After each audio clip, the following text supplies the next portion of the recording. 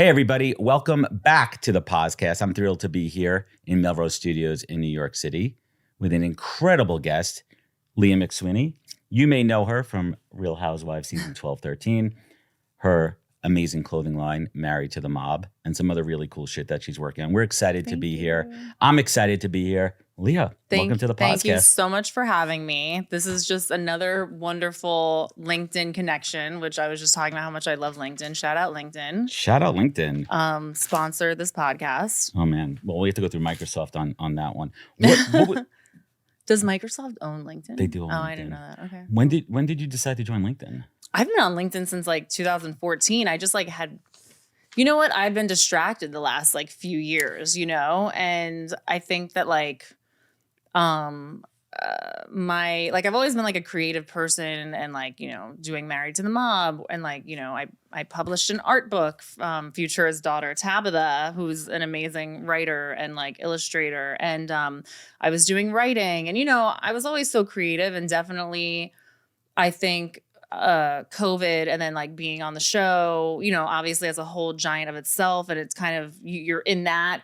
And now that I'm not in that, and I'm getting my creative brain back, because it takes a lot of mental space, right? Got to take a ton of mental exactly. energy. So now I have my mental space back, and I went on LinkedIn, and I'm like, what the hell is going on LinkedIn? And I have made so many amazing connections on there. Well, that's how we met. And this is one of them. And shout out to our boy Vinny P. Shout out Vinny. How did you meet Vinny? I mean, the fun fact about him is he cast the first season of Jersey, season 1, and I think first season of New York Housewives. Oh, really? Fun fact. That's so funny. I didn't know that. Well, he casted me on Millionaire Matchmaker back in the day. Yes, I saw that in my research. Which I think is on Netflix right now something. You were a consultant? What was your role in that show?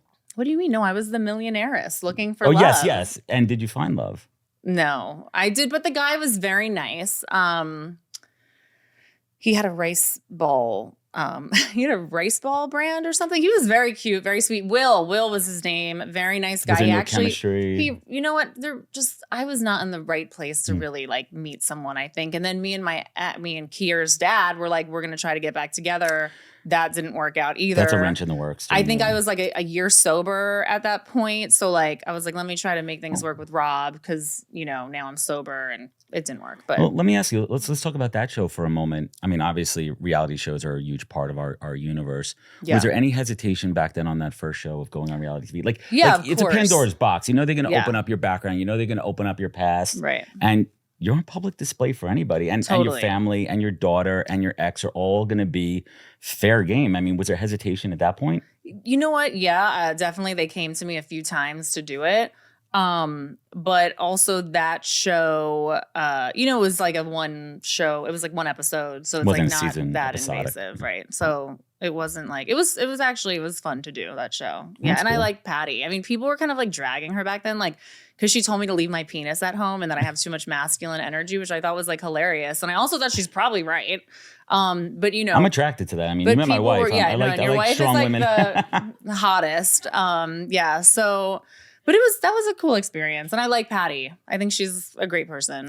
So let's fast forward a couple of years. Current reality show that you were most recently on. We're not going to get into details here on that show, but what I would really love to understand, we're going to talk parenting here in a little bit. Your daughter Kira is 16. She obviously knows what the hell's going on. She's on the internet. She's seeing shit being thrown around about her mom. How, as a parent, do you have those difficult conversations? Yeah. And is it a full open book with her? How do you manage that? So my daughter is a fucking savage. Okay. My daughter is the funniest, smartest, coolest freaking person who will go on TikTok from her Finsta or her fake TikTok and just her burner account better. And will just drag people saying nasty things about me. She will fuck them up. But she's not that affected by it. I think a couple months ago, she's so-and-so and so-and-so said, oh my God, your mom's on OnlyFans. Now, very open with her, talked to her about it before I did it. My daughter's pretty open-minded. My daughter's pretty mature, and we just have open conversations about these things. And I absolutely love that. We have a really good relationship. And then in terms of the lawsuit or whatever, which I'm not, going to get into, but So we're moving on also, and you mentioned a couple of wars happening. Great. Great. We're moving on from that segment that we had to get out of the way here. Yeah. So let's start the podcast over again. Let's start it now. No, just kidding. I was, I don't even know what the word is. I was really proud to see, and when I learned that you converted to Judaism. Let's talk a little bit about that journey. Yeah. What was the impetus behind it before? And did you grow up religious? Let's talk a little bit about family history. So I'm Irish and Italian. What? So yeah, exactly. Lethal combo. Like helps with sobriety. Alcoholic and vengeful. Okay? Yeah, just like, terrible. Like totally wacko. And Manischewitz isn't that good, so it's a good move. You know, my fucking dad loves Manischewitz, it's too and sweet. he grew up. He's fully Irish. It's like I don't know. I grew up with him drinking Manischewitz. Like no wonder why I'm a Jew now. But I went to Catholic school up until 8th grade. Loved praying, like loved God, loved that whole concept. Never believed in the Jesus part about it, which is interesting. The story? No, I believe in Jesus, but I was just like, I'm not praying like he's not my savior. Like I'm praying to God. Like for some reason, that's what I thought when I was like 7 years old. Of course, I wasn't like, maybe I'll convert to Judaism. And then when I was around 15, I met my best friend, Jackie. Jackie, I love you. She grew up modern Orthodox, but we were ravers. So, like it was crazy because you go to Limelight to pray. We would no. That was my church. That's right. That was my church. That's where I got baptized into the club world here in New York City. Shout out to Limelight, which is now a fucking pizza place flea market. Way to gentrify that shit. Oh, I know, it's so sad. But like, don't go in that bathroom. I know what I did in that bathroom back in the day. Oh my God, that bathroom. So many things I learned for the first time in there and saw. I was like, oh, I know. No, that club, that church. What a boy, girl. What are they doing? It's just everything. Yeah, it's the Limelight. We'll leave it at that. Anything goes. And that was before cell phones, which is the best era of life ever. Thank God. Imagine. That's why clubbing was so good back then, because there was no fucking phones. There was no paparazzi. You just enjoyed the music and the time and you were in there. It was wonderful. I'm paying for it now with my brain probably. You know what? It was worth it. So we digress. Back to religion. It was worth it. Okay, back to religion. So met Jackie, learned a lot about Judaism through her, was very interested in the traditions and the holidays, and they made a lot of sense to me. And I was like, okay.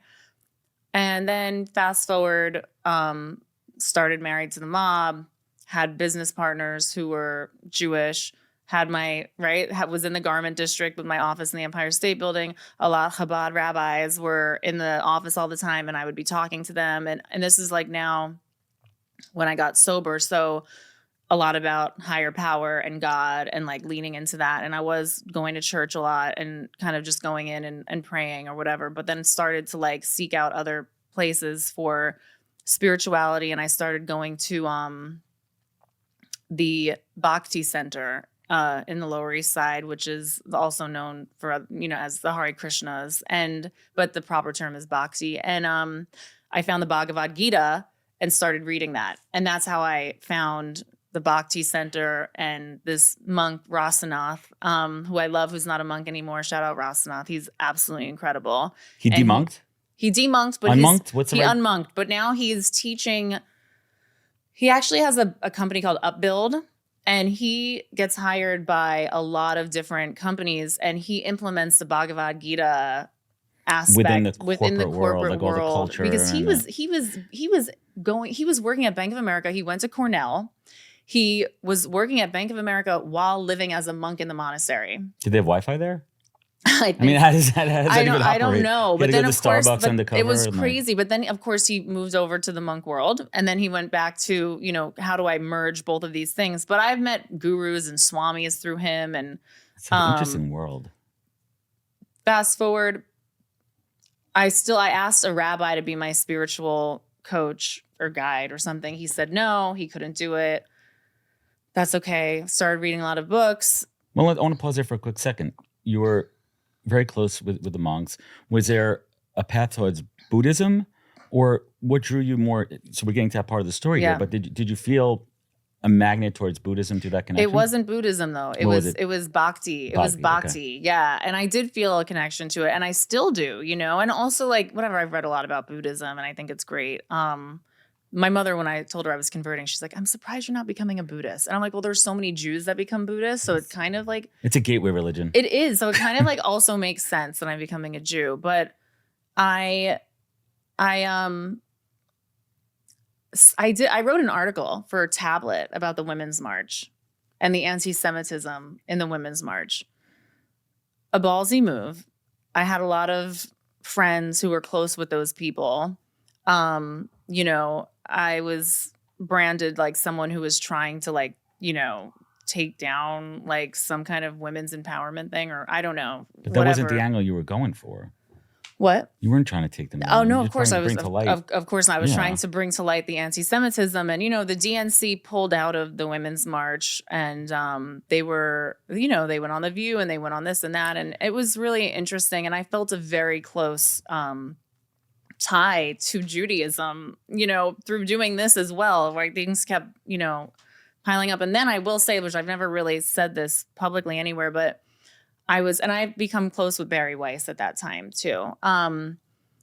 And I was at a dinner, it was February of 2020, right before COVID and right before I quit drinking again. And I was like at a dinner with her and Alana Newhouse, who was the editor of Tablet.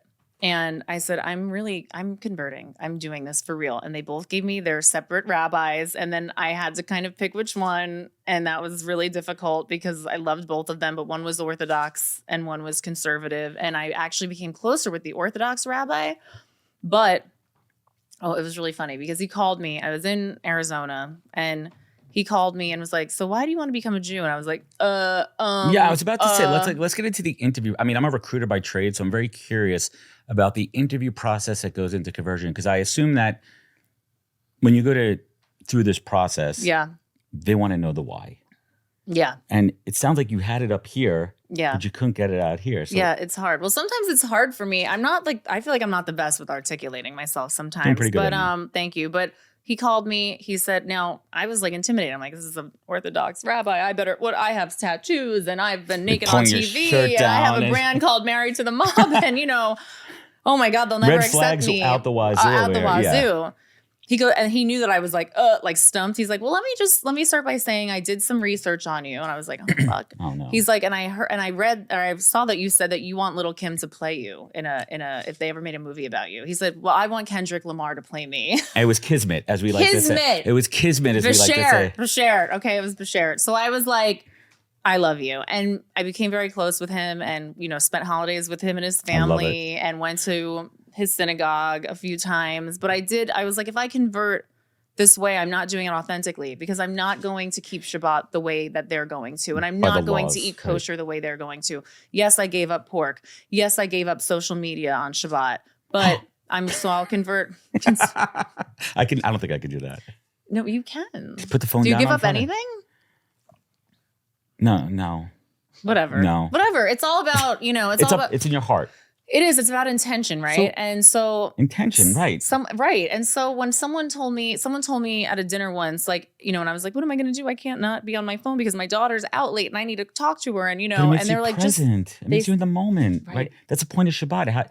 Exactly. It's family togetherness. Like, and we'll talk about the pandemic and October 7th, but it brought everyone together and it reinvigorated Shabbat. And it's not, yes, we do the prayer and the ladies gather and the little kids gather we light the candles. And it's about the togetherness of the Jewish religion. And not that other religions don't have it, because so many other religions have it in their own beautiful way. But it's the ceremonies and it's a tradition that brings it together. Absolutely. So you put your phone down during Shabbos? I put the social media down. Oh, but not the phone. Because you need to know where she is. I need to know where she is. Right. Exactly. I think that's fair. It's like Jewish Lent, right? You give up the social media on a Friday, you'll be good. But now I just kept it going till Monday. Because I liked it so much. You're like, this feels kind of good. Yeah, I'm like, I actually love not being on Instagram. Does that open up your creative third eye during that time when you're not going for that dopamine fix? Oh my God, right? Beyond. I think that if we weren't on social media, like imagine the things we would do, especially creative people, writers, or, you know, just artists of any kind. Imagine if you put all of those hours that you're the creativity. Yeah. Into your creative doom scrolling thing, right? It's like, you know, well, yeah. I mean, it's a demise, and I don't want to go off the rails on social media, but I want to close this chapter of the conversation. What is that conversion process? As much as you're open to sharing. So, I had I was in a 6-month program with at Park Avenue Synagogue. Shout out Rabbi Zuckerman, love him, the best. And then I had my mikvah, and I think it was March 21st or 22nd of 2022 that I converted. Mikvah is quite the experience. It was beautiful. It was amazing. Yeah. It was really amazing. It's funny, me and my daughter were rewatching. Well, she never watched Sex and the City, and I was rewatching it for the 100th time with her. And the whole, watching the Charlotte full series go or the movies? The series. She hasn't watched the movies yet. Yeah, or maybe she did watch the movies and didn't like. No, she watched the movies. I'm comfortable enough in my masculinity. I've watched all of them. I've watched all the movies. Yeah, they're enjoyable. They're great movies. I know, and also people, I actually liked And Just Like That. I'm sorry. It the last one? The final? That was the TV show, the new TV the show. New one. I did not. We watched it. I did not. Did you like it, babe? I did too. I'm like, you know what? I don't care if it's not as good enough or it's different than whatever. Okay, they're dorky now and they're super politically correct or they're kind of cringy and there's definitely a lot of cringe going on. There's a lot of cringe, but maybe that's who they became. They became those women. I don't know how, but whatever they did. I would have liked to have seen one of them be kind of a right winger or something. Oh, that would have made some. Wouldn't that have been so interesting? If one of them had a total different. Let's get that back. Yeah, what if some Charlotte? What if Charlotte was she would be the logical one. What if she was a QAnoner? We're gonna have a spin-off on that one with Little Kim playing Charlotte, and we're gonna bring that one back. No, but they're bringing up all these cultural, right? The culture war kind of stuff. It's go super into it. Lean into it. We have a non-binary person. Let's have the other side, right? And be I can't call you they, or I don't know, whatever. Let's just make it fuck it up. Just fuck it up. Just go, fuck around and find out. So you converted to Judaism. We're going to fast forward here for a second. What is your favorite Jewish tradition or holiday? What do you love about being a Jew? Leah McSweeney, what do you love about being a Jew? I love how many people hate me. It's just one more reason. And she's a fucking Jew. One more reason to not like me. The best part about being Jewish is having the community and the Jewish friends and family that I get to do Shabbat dinners and holidays with, and it's been beautiful. It's been really beautiful. As your daughter converted, or she's not converted? Did she like the holidays though and the tradition and? No, I tried doing Hanukkah. She's no, I want my presents on Christmas. I don't want. I just keep it. Mom. I'm but we can have them spread out. That'd be so much fun. 8 days. Our kids love it. 8 freaking days of presents, and she's no. I'm all right. I tried. It's literally the most minor of all holidays. Hanukkah. It's not. It's such a right. We Americanize it so the little Jewish kids at school don't feel so left out. Friends getting presents and all that, but it's community and that's what it's all about. So I do want to dip into some current events right now. We were talking before we went live about October 7th and. I hate to use the expression silver lining, but especially in our community where we're really strong, proud Jews, we weren't very vocal. We weren't vocal on social media, but what it did was it brought us together. Obviously, everything is awful, and my heart goes out to the innocent kids and folks in Palestine and Gaza who are just, war is absolutely awful, and there's travesty on both sides. Yeah. And I don't want to get into blame or anything, but how has this affected you over the last few months? Well, when it was happening on October 7th and I was watching the images. It was a Saturday morning. I remember that. I was what the hell's going on here? And I was trying to convey to non-Jews, some family members, some friends, about how I was feeling and what this meant and what was going on. I felt like they weren't getting it. And I'm not saying that that's for everybody, but I was I honestly, for a while, I really couldn't talk to anyone that wasn't Jewish. I could only talk to my Jewish friends. Because did you feel like they didn't get it? They didn't understand why it wasn't just a normal terrorist attack. Right. And I don't know about you, I felt the world against us. Yeah. The anti-Semitism went through the roof. It's all there. I couldn't believe how many Instagram stories I was seeing from people I knew that were okay, you're going to see these horrible images, but But And I was like, killed what? me.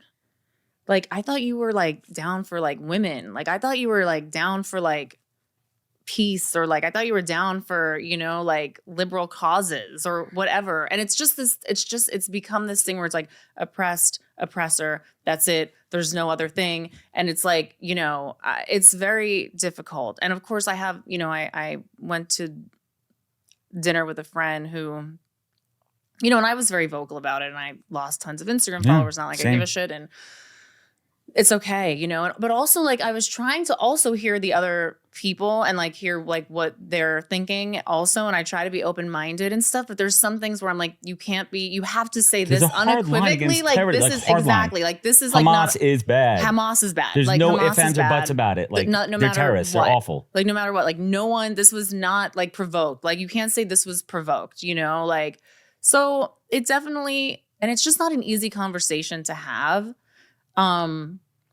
Because also like, I don't know, like, I don't, you know, also like I'm not there, you know, we're not there. Right. But like, then there's the crazy thing is like, there's people that just have no skin in the game at all. Right. Like they're not Jewish, they're not Arab, they don't know. Throwing their opinions and they're in. like, so, and yeah, I've lost a few friends, and, you know, but not close friends, because those close friends, it's like, okay, you know, I don't ever want to lose close friends over, but maybe that's because I'm like not Jewish enough. I don't know. Maybe I'm not Jewish enough, because my best friend Jackie, oh my God, I'm like blowing her spot up. I should just call her by a different name. She's like a private person, but like she had a lot of friends where like she like lost a lot of friends. Like, you know, I felt horrible. Like, I'm like, oh my God, she's really like losing people. It brought out a lot of people's true colors, and it's hard for us. I know for me, because I really wanted to weigh people's thoughts and opinions fairly. Right. But there was hard lines for me. Right. You could be. I'm empathetic towards the innocent,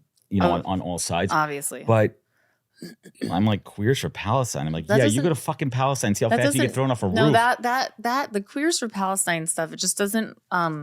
It's almost like it's satire. Do you know what I mean? Like it's like a satire. It's like a weird, like Curb Your Enthusiasm episode or something. Skit. Like I don't know. You know, I don't know. I just want, I just keep the images I have in my head are Nama with her gray sweatpants and the blood, and then Noah and, you know, these young women who were just ripped from their homes that day. And it doesn't, and I of course have the images of like Palestinian children like being bombed, and, you know, it's a lose-lose situation. It's a lose-lose. It is a lose-lose, but like, and I was emotional that day, obviously, and, you know, but it's like, I don't know, like how does anything? How do you move forward? How do they move forward? Like as a when the hostages are still there, and God knows with these girls is awful. So let's park it. And I have no easy transition. There's no easy transition out of this one. So we're going to switch gears here for a moment. And the core of the show I invited Leah on is my show. The podcast is all about career journeys and unpacking them. And Leah was super excited to talk about her career journey, because you really haven't talked about that much, because it's always the other, you know, what's happening in pop culture. But I'm super excited to talk about your entrepreneurial journey with Married to the Mob. So you've always been a creative. You've always been this fashionista side of you too. When did the bug to start a clothing brand come? Let's get to the origin story of Married to the Mob. So, you know, growing up, I always said like I wanted to be an actress or I wanted to be a fashion designer. That was like when I was like 7, you know what I mean? And then of course like I got into drugs and stuff, and I like forgot about everything. And then I went to Limelight, and I was like, whatever, like I need to, you know, like fucking get high. That's freeing your spirit. Right. So I was living in a halfway house on 17th Street. I started working at the Guest store. You know, this is when I like kind of like I got sober, you know. I started getting high again. But I had this moment of like sobriety, and like I had like these like things I wanted to accomplish, you know, even though I was always struggling like with the addiction aspect of sorts. But I had dreams and aspirations, and I was really interested in fashion, and I always had been. And, you know, I think growing up in New York definitely sparked that interest, and I loved it's in the air. it's in the air. And it was like, you know, going to like private school on the Upper East Side and like the high fashion, then like growing up in Chelsea and seeing like more like downtown fashion and kind of like mixing high, low, like, you know, all of that. Then you go to the and Lower like, East Side and it throws you for a loop. Right, exactly. And then like looking up to people like Little Kim, you know, and club culture yeah, and like, all that influence. Right, that influence. So but to start the brand, you know, basically I was working retail and I also was just partying a lot and was getting fired because I couldn't like wake up and go to open the store at like 9 a.m. And all these, you know, and at the time I was dating Rob. I was in that community of people, which was like Russ from Sir. And, you know, I was hanging out with all the Supreme skaters and like, you know, they all had their own little brands. And I'm like, damn, these guys have their brands and they're like getting to travel the world. Like people are sending them to places for free. And I had just gone to Europe for my first time and went to Paris and Copenhagen and Sweden. And I was just like, whoa, like it's an eye opener. The whole world. Oh my God. You've seen it in pictures and TV, but like, going to Paris was the coolest. Like my first trip to Paris was the most inspirational, fucking cool, like experience. Was it the cliche Eiffel Tower or was it the smells, the sight? Like what was it that lit your spirit? It was definitely the Eiffel Tower. I can't It's lie. cliche as fuck, but like you see it, you're like, there it is. You see it and you're like, oh my God, I've been seeing this like in books and, you know, in movies and like, here it is. It's beautiful. It's amazing, you know, but I think I was at a club and I saw someone I knew from the city in the club. And I'm like, we're so interconnected and we're it's like the community, which is like, I guess the streetwear, downtown, whatever community at that time. I'm like, it's bigger than just New York, right? And it's like, its influence is worldwide. But it also makes you feel that the world is small when you see people you know. Yes. It's that global. It's so funny too. I remember years before I met my beautiful wife, I was in Paris. And I remember the first time I saw it, it was literally, I was just walking around the corner and I wasn't expecting it. And I came, and it's vivid in my brain. It's seared into my brain the first time I saw the Yep. And I came around the corner in an alleyway. And then it was just in between these two, you know, nondescript buildings. Right. I'm like, and I just stood there. I'm like, motherfucker, there it is. I know. Yeah. It's really cool. And we take it for granted here in New York. We live amongst all of these amazing sites. So oh my God, I don't know about you. Like when I walk around New York City and I see tourists, I smile at their amazement of this city that we like grew up in. When they're not walking too slow in front of me, I smile also. But every time I'm flying home from somewhere and I see, or even driving home from somewhere and I see the skyline and maybe it's like right at like, you know, as like the sun setting or like in the sky can be pink or even if it's gray, like it doesn't matter. It's like our skyline and like, ripped Twin Towers and like all of the people that like perished. But like our skyline is so powerful and beautiful. And I wanted to move out of New York. Now you're making me feel like I can't move out of New York City. So what was it like starting this brand? What was like, was it a clear vision or was it an iteration? Like No, it was like me hanging out at like Union and I had my friend Matt who had this brand Clarendon and then Rob had A-Life and, you know, and then I was like sitting on my stoop on Spring Street with my friend Sharon and I was drinking a to-go margarita. And I'm like, we need to have our own brand. And at the time I would joke around and be like, I'm a mob wife. I live a mob wife lifestyle. Like shout out mob wife aesthetic. I keep saying shout out. It's so corny, but whatever. And I'm like, we'll just call it Married to the Mob. Not even thinking about it, you know, like that's just what the name will be. Did the name come to you like this? Just like that. Cause there was like a party that we were going to call Married to the Mob at Sway on Mondays. And then me and Roxy had a fight about it. Roxy Cottontail. This is like total early 2000s, like weird little downtown drama. And I'm like, no, you can't use that name for your Monday night party because I'm calling my brand that. And, you know, yeah, but you know, it was really funny. Me and her recently had a conversation about it. We were laughing so hard about it. Like, oh my God, we were so dumb. But yeah, and that's it. And then I was like, okay, that night I was like, okay, I'm doing 4 designs, Supreme Bitch, fresh out of rehab, the Married to the Mob, which is a Married to the Mob logo, and then Boys Ain't Shit But Hoes and Tricks, you know? And I was like, that was it. There we go. Let's get it going. I think I got them. I went to Friedman's Alley, which I don't know. Yeah. Not Friedman's Alley. I'm sorry. That's like a bar. That's a bar. No, yeah. There's a place called Friedman's, and it was where you bought wholesale American Apparel and like the Hasidics. Like, were running the white label, and then you could do whatever you want with it. Right, and it was like in the Lower East Side, and I bought a couple dozen T-shirts. I had a friend print them that was like working at A-Life who had a screen printer in his apartment. And I brought the T-shirts over to Union, and then the woman from Union, Marianne, brought them to James, and he said, okay, owner of Supreme. He said, okay, they started selling them at Union. And that's the rest is The history. rest is history. What was one of those tough lessons learned the hard way with starting a business? Maybe something like, I mean, obviously you were learning on the fly. I was learning on the fly. I had no idea that's not what your I was doing. background. You don't come from that, the business side of it. But what was it like? Maybe a misconception? Like, do you think you were going to smack it out of the park right away, or you're like, shit, this is harder than I thought? Honestly, no, because I kind of did smack it out of the park right away. Like I got lucky, but it's more like what came after, right? Well, after the initial high wore off. After the initial high, right?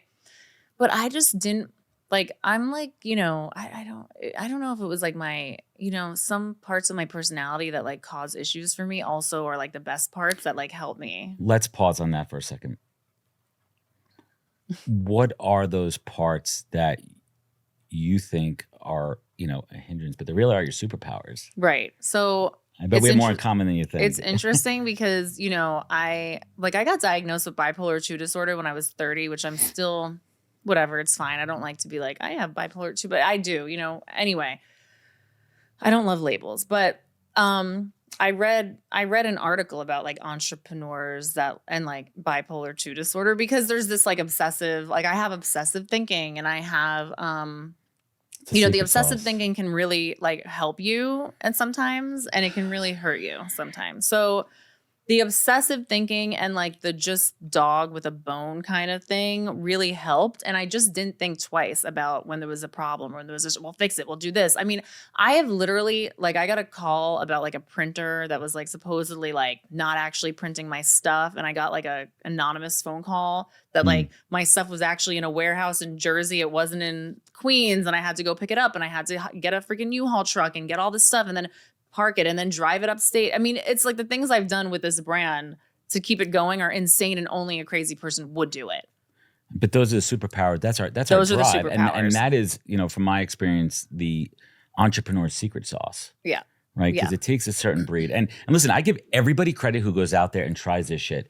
And the success rate is very low because it is this hard. And there's a barrier to entry. Hard. There's a barrier to success. So talk to us. Where's the brand at now? What's on the horizon? Right now, I'm in my design and production phase and rebuilding my website. And it's going to launch maybe in a month, But it's really, this is like my daughter. This is like for my daughter. Like I'm doing this for my daughter. So this is part of the legacy that you're going to leave. Because you know what she told me? This is funny. She's like, Mom,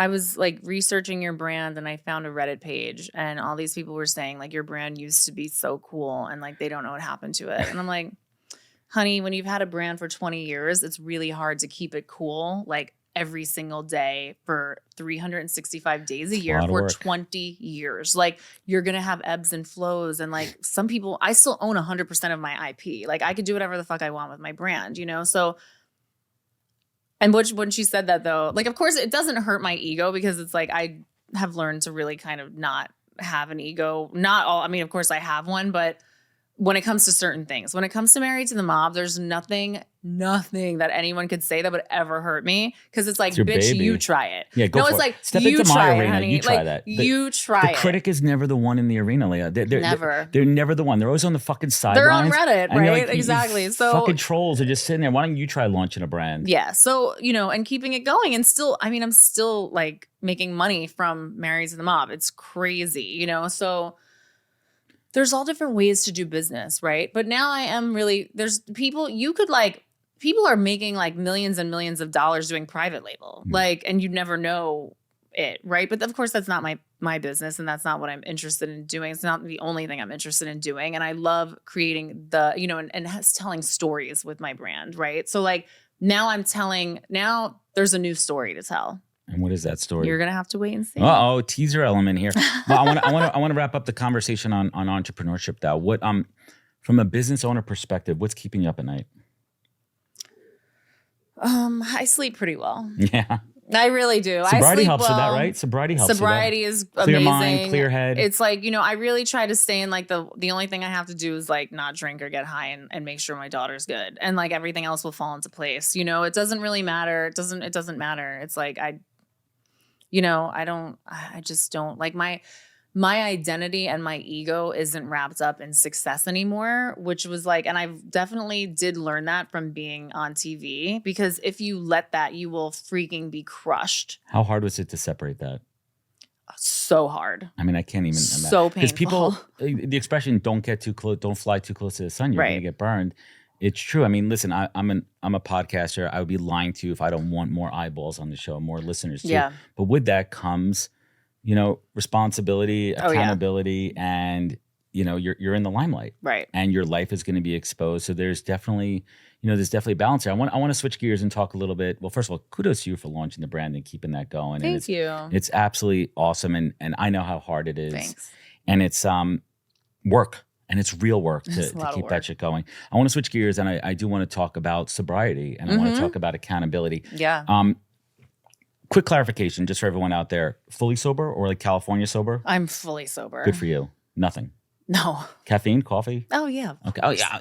Right. I can't function before I have my coffee. I don't think I could ever give up coffee. No, I don't think so either. Right? Even if, they're like, it's better for you. The green drinks and all that. I'm like, I just need that coffee fix. Yeah. Even if they're like, it'll cure your anxiety. No, it won't. And I don't care. I need my coffee. I'll be anxious. I think that's totally fair. You've spoken at length about your sobriety, so I don't want to use our time here for that. But I do want to talk about the element of accountability. Yeah. And I have not struggled with addiction. I certainly have addictive personalities in certain ways, so it's hard for me to relate. Yeah. So I would love for you to share with everybody the element of accountability and your struggle with it, and when that breakthrough was. Just to live with that. That's a fucked up situation. That's a fucked up thing to live with, like. It's my nightmare. I can't even think about that. I think there needs to be a lot more education on alcoholism, also because alcohol kills more people than fentanyl. And I'm so glad that fentanyl and listen, I have a friend whose son died recently from it. And, it's ravaging. Yeah, it's a pandemic. It's ravaging our country and our young people and stuff. And we have a serious problem in America with it. But we also have a really bad alcohol problem. And it's culturally acceptable and encouraged here. I mean, current events. But it's glamorized. Right. Alcohol is glamorized. And that's my thing. It's show the truth, right? Like this Wendy Williams documentary, which she has she's going through right now. She has alcohol-induced dementia. But let's switch out of that, and I want to talk about how you've taken your experience and you're creating something powerful with Pillar. Yes. Oh my God. Oh, I love how you're good. You're a good interviewer. Wow. Okay. All right. So Club Pillar was founded by an amazing friend that I have that I met in the program and through recovery. Do you call it P-date? What? I'm kidding, like J-date. No, sorry. Oh yeah, that's a good maybe. Well, that could go a few different ways too. Yeah, depends what you're into. Like golden shower date, right? No, I mean, not my thing. But we will not whatever. be doing that on OnlyFans, which we'll get to. Oh yeah, we have to get to OnlyFans too, which is an amazing business venture. I told her how to subscribe, by the way, just for research purposes, but she was like, "All right, so I love you guys. You guys are great." So Pillar. So Pillar. So Club Pillar, founded by Jessie. I know. Jessie Urvader founded it. She brought me in to be an advisor and the creative lead on it. It is the app is launching in June. I'm so excited for it because it's not just a dating app. It's really a social community. And we're planning events right now, which we're going to have because dating sober is freaking weird. And being sober is also weird, right, socially. Dating's around let's meet up for drinks. Let's meet up. It's part of the culture is drinking. Right. And let's go have share a bottle of wine. Yes. And so much about and also it's not feeling people are scared to get sober because they don't want to feel left out. And it's a big thing in the workplace too. Happy hours have been such a part of culture. So take that element out. Quick side note: Have you watched Loudermilk on Netflix? Mm-mm. I'll talk to you offline. Okay. You will love it. What is it? Loudermilk.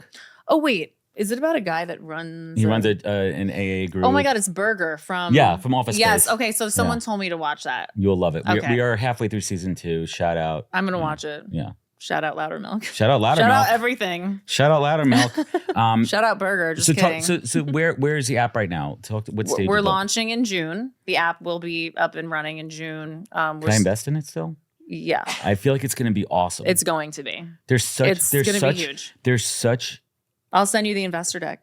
Please. There's such a demand for this.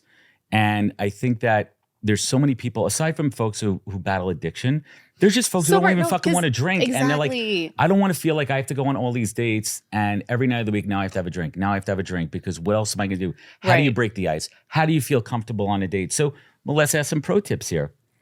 If there's no social lube involved, gets a little dry. How do you, I'm such a cornball. I'm such a dad joke for the day. I got to meet my quota of 3 dad jokes a day. If I'm on a podcast, I get 4 dad jokes. You have one more. Yeah. I'm good for one more. Thanks, man.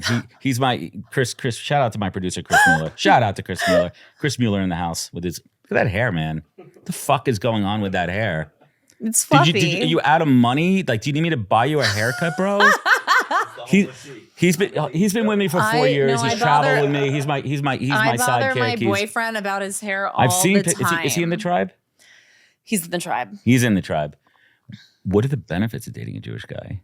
He's not. Oh, I'm sorry. I thought you meant. Oh my God! I thought you meant he was in the alcoholic tribe, the Jewish tribe. Everyone thinks he's a Jew. He's not Jewish. It's the craziest thing. But his father was adopted by a Jewish guy. There's some points there. But going back to what I was saying before, like there's social lubrication when it comes to relationships and it comes to breaking the ice. Yeah. What are some of those pro tips if you're like a bit of an introvert and maybe. Which I am actually. Right. So if you're on a date, how do you break the ice without having a little bit of that social lube? You can use social lube, by the way. I don't know. Actually, I don't. You just socialize. Like I don't know. I didn't. But drink. not everyone could do that. But listen, I didn't drink for so many years. Like when I put all my sobriety time together, even though there was a year period that I drank, it's been like 13 years of not drinking. So I've had to get used to like not drinking and socializing. Are you okay around it? Like, oh yeah, like you could roll into bars, restaurants, and just be totally fine. Totally. I think it would be hard to have like a boyfriend who, like, if I lived, like, I have like a vodka in my cabinet, right? Like, no, for people that come over. I think if I had like a boyfriend that was like getting drunk, like that would be hard. Like I wouldn't like that. There's too much of a separation. You're not on the same wavelength. Yeah, and I don't want to like hang out with someone drunk. That's like not fun. If someone has a drink at dinner, that's different. If someone's getting shit faced at dinner, I'm like, it's so shitty when like one of us, like I'm just saying hypothetically, like when one side is intoxicated, and the other person's like. Right, it's like you're not on the same. Like, you're and also ridiculous right now. I'm also like drunk people are just fucking annoying. Like it's not like fun. Like am I a happy drunk or a shitty drunk? You're not. I snore, but I'm snoring too, which is bad. But no, you're me drunk. Oh. All right, we're gonna work on that. Moving forward, we're gonna edit that out of the clip it, cut it. We're out of it. But let me go back to Club Pillar because I was about to. Thank you. You because did the transition. It's not just for like it's not people who are like recovering alcoholics or like sober. It's for people who like maybe have a drink once a month or like just don't want to get like wasted or like maybe they're just sober curious or whatever it is. Because again, like you said, that dating culture, it's so much. I mean, there's literally people on dating apps that are like, if you don't drink, then don't like swipe for me or right or what left. I don't know. I'm not on dating apps, but it's like people that drink and also people that drink or have like drink a lot. They don't want to be confronted with that. Right. So they don't want someone who's going to like be like, yo, don't drink so much. Don't drink shame me. I enjoy which I don't blame them. Also like they need to live their life and people that don't drink need to live their life, And you see all sides of it. This is exciting. I think that there's a real demand for it. I think so too. What is the vibe out there? Like how you guys building momentum on this? We have been meeting with a lot of people to do brand partnerships. And like I said, we're really focusing on events right now, which are going to start and I'll keep you posted on that. And we're meeting with people we're fundraising right now too. Yeah. We'll chat offline about that. So Leah has a lot going on right now. You have Married to the Mob.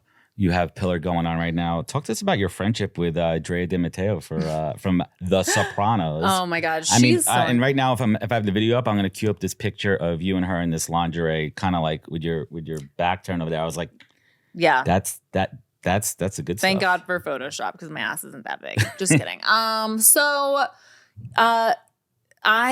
actually this is funny. Brandy Glanville from Housewives of Beverly Hills. Ally, another amazing truth teller who gets maligned and, just all of the things. She's wonderful. And she was like, girl, you need to be on OnlyFans. And I'm like, oh, really? She's like, yeah, like, let me show you how to do it, you know? And so she kind of put me on. And I'm like, wait, this is like amazing. I've never really sold my like sexuality. And it's fun. It's actually a lot of fun. It's great. I mean, was there any hesitation with OnlyFans? I had my own judgments on myself, right? What will people think? What will my mom say? Even though then my mom was like, yeah, do it, whatever. You know, what will people on Instagram think, you know? I mean, and it's like, oh my God, past. it doesn't. And then it's like, I just don't even give it. You can't care. And again, every time I come up against this, it's such a great learning lesson again, to be like, oh wait, it doesn't fucking matter. People like, it doesn't, like, as long as it's about how you feel. Exactly. Right? And like, I feel great about doing it. Yeah. Or I wouldn't do empowering. I feel totally. You get to express your sexuality in your way. It's not, you know, dehumanizing. You're not. No, it's great. It's a wonderful platform. Every morning I do two things after I do a 10-minute meditation. I check my Coinbase account. I check my OnlyFans account. Shout out to Bitcoin in the house. Oh wah, wah, wah. Oh my God. I showed it to her the other day. She goes, what the fuck? I mean, let it ride. Hold. Fucking hold on for dear life, people. Hold. Buy the dip, hold on. It's a bull run right now. And the numbers that they're saying are like, and I believe it. I fucking believe that shit is going to keep. Once it goes to mainstream, and I always say, once my friends who aren't in the space start talking about it, I know I'm in a good position. Yeah. What else do you own? A little bit of ETH. Me too. Yeah. I just bought some. I sold my Solana. I moved my Solana into Bitcoin 4 months ago. That's what I did. I just did it on the app. I was just like, fuck it. Yeah. Like why am I even going to? No. It's chump change. Exactly. It's like roll it in and then it's just going to. Exactly. So I want to get back to OnlyFans because Bitcoin's not that exciting here. It is to me. It is. But so you said your meditation, you check your Coinbase account, and then I check my OnlyFans account. And how many followers do you have right now? A good amount. And it's a revenue generating operation. It is, but it's also it's work. You know, do you have an agency that does it? It's definitely work. I have an agency that helps me post things. You know, there's a whole crazy marketing strategies and like discounts. So I've heard, babe. It's a lot. There's a lot that goes into it. It's big business. And, you know, I have a friend, Chrissy Miller, who I said, Chrissy, and I know she's really good friends with Drea. And I'm like, you got to introduce me to her. Like, the mob wife aesthetic is blowing up. I'm relaunching Married to the Mob. This girl's on OnlyFans. I'm on OnlyFans. Perfect collab. She's been kind of going against the grain with Hollywood. You know, I'm going against the grain now also. And she's been a really amazing support for me. We're like real friends now. You know, she's wonderful. I'm going to see her next week. I'm going to LA. It's fucking awesome. How far are you willing to push it on OnlyFans? I mean, right now it's pretty skimpy stuff there. Yeah, that's it.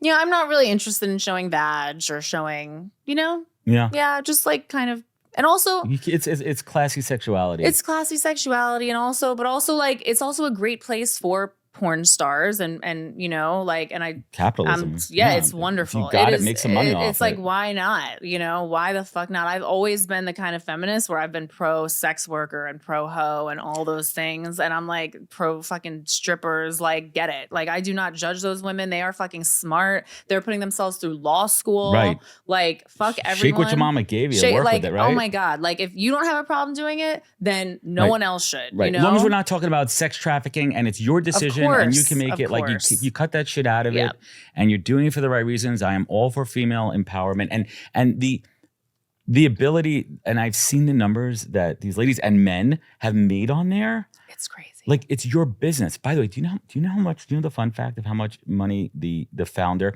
who actually bought the business? I know you know the story about OnlyFans. Yeah, he's the second owner. Yes, I forgot his name. I'll Alex. edit and I think he makes a $3 million day bonus. It's some fucking fact check me on that, Chris, while we're talking. How much does the owner of OnlyFans make per day in a bonus? You can chime in when we get to that stat. But he's killing it. And you know what? It's empowering there. OnlyFans, we've talked about a lot of things on this show. Go and subscribe. To Leah's OnlyFans. I do want to bring up this midlife crisis. I turned 45 a couple days ago. Happy birthday. Thank you. You did wish me a happy birthday on LinkedIn. Oh, I did wish you a happy birthday on LinkedIn. I saw that. I knew that. You had the Fudgy the Whale. I fucking house that thing. I love Fudgy the Whale. No, it's a perfect cake. Like, there's nothing better than a Carvel. If Carvel wants to sponsor this show, I don't know if they sponsor a podcast, but like, they should. The podcast, Fudgy the Whale. Give me like 2 of those per month. Do we have a stat on that? Between 1 to 2 million. Like I see answers for both. Starting in 2022, by the way. A day? A day. Fucking. Yeah.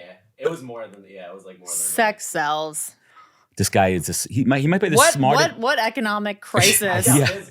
People like, right, yeah. How much is your monthly subscription? It's $10 a month. It's very. I'll take 4. It's very right. It's very affordable, but you have to pay extra to see, not just if you want to upsell to the other. Yes. That's the beauty of the marketing there. But we've spoken about a lot of things here, and I want to get back to this midlife crisis. Like, I'm going to tell you something. We have friends. I have friends that I graduated college with, and they're fucking miserable. I look at them on they're not going out, they're not enjoying themselves in their lives, and they look at our life that we have, and I said, it's because we made it a priority. We prioritize us and our relationship and our friends, and I'm doing this, and we built this infrastructure where we're not relying on only like our in-laws to babysit. No one else could babysit my kid, and I think that's what's kept me from having a midlife crisis. I've never felt it. And I was with my dad. We were on vacation a couple of weeks ago, and I'm like, Dad, did you feel the way I felt at 45? Like, do you even feel this? He's like, A, I don't remember. And he goes, B, it's just all in your mind how you feel. Like, age is just a fucking number. But you talk about this midlife crisis. Like, what was there a specific moment or instance where you kind of felt it? Wait, like when did I talk about that? Because then I can. I just have a note here. Okay, because I do. No, it's interesting because I'm wondering when I talked about it. Because I'm like, how did he know that? Like, when have I talked about that? Deep dive. So 41. I'm 41, and I'm gonna be 42 this summer. You don't look a day over 36. Thank you. And I think that I was having a midlife crisis because I was like, who am I? So it's more of a. It was like an existential. It was like It wasn't a physiology. It was I don't think it was like. I felt 41. No, my body. No. Oh no. No. I don't we're feel good with that. No, I'm good with that. Yeah, I think that I if I did like, because you can kind of test to see what your body is. I'm literally 78 years old. If they cut me in half like a tree and looked inside, they'd be like, "You're old wood." I feel like I was weightlifting. I was doing a lot of shit. Like I stay in the gym, even though I haven't been doing it lately. But I am gonna go boxing later. But Good. It was more of like a dark night of the soul. Who am I? I need to get grounded again. I need to get like, what is my purpose? What is like my, what is my truth? What is my, and honestly, and I think that brings us to the finish line here. And we talk about being grounded, and you surround yourself with incredible advisors, your friends, your family, the monks, the rabbis, the lawyers, the acupuncturists, the psychics, everyone there. And you probably hear a lot of advice. And you have to filter that advice. But Leah McSweeney, what is that single greatest piece of advice that you've ever received that you take action on every day? That none of this really matters. None of this actually matters. What matters is who is going to be holding my hand when I take my last breath. Chills. That's all that matters. Now I feel like crying. Amen to that. Well, if you know what? That's all that matters. And if I don't make somebody cry in this podcast, I'm not doing my job. So I'm a crybaby. I'm gonna double down on that, Leah. Let's bring it home. No, here. Life is beautiful. Like, it's beautiful. We're so blessed. Sorry. Now I'm going the other way. I'm sorry, but it's true. No, it is. We're lucky to be here, and we're lucky to be alive. We're lucky to have beautiful children. We are. And we're raising them the right way, and we're doing things right. I always say, how you do anything is how you do everything. Right? Yeah. Like how you live your life, how you show up in the world, how you interact with your friends, your family, how you interact with strangers, with fucking strangers on the street. That's who you are. So while I got you in this state, in this vulnerable, Leah, you look back on your life and those really fucking hard times at your deepest, darkest moments when you're battling some addiction, and you had to dig down deep inside and harness that inner tenacity to pull you up. And right now, what you just spoke about, you're grateful because you know who you are. And you're teaching your daughter the same thing, and you're showing up to this world authentic self. What is your beacon? What is your compass? Leah McSweeney, what is your North Star in life? My North Star actually has to be trying to honor what I believe to be doing the right thing, you know? And I don't mean that in a corny way. Like, I'm a great person. Like, cause you know, I'm fucked up just like everybody else. But I try to do the right thing. I really try. I don't always do it, but I try. And that's and what I counts. think people, just because you're in a fucking dirty business doesn't mean you have to be dirty. You know, you could try to do the right fucking thing sometimes.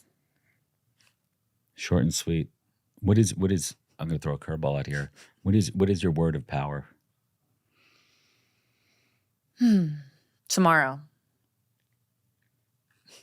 We're going to leave everyone with that.